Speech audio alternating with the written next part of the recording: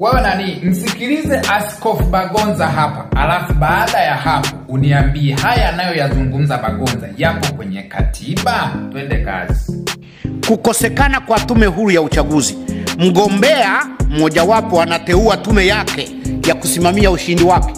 Chaguzi zote zinazoeleza, picha unayoipata ni kwamba wananchi hawakuchagua, wamechaguliwa.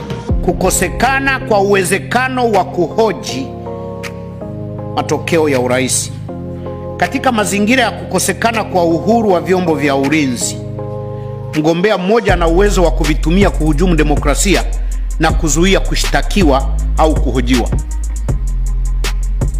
Kukosekana kwa utaratibu wa kusitisha au kuitisha viongozi wa kuchaguliwa kabla ya wakati wa uchaguzi endapo wamekosa uhalali wa kuwawakilisha wananchi. Kwamba mnanichagua mimi leo alafu naamua kukaa nyumbani kwangu Karagwe na mshahara naendelea kuvuta mpaka miaka 5 ipita, hamna cha kunifanya, mmeshanichagua. Katika kipindi kilichopita tulifika huko. Unataka uhuru, maendeleo atukuletee. Unataka maendeleo, funga mdomo.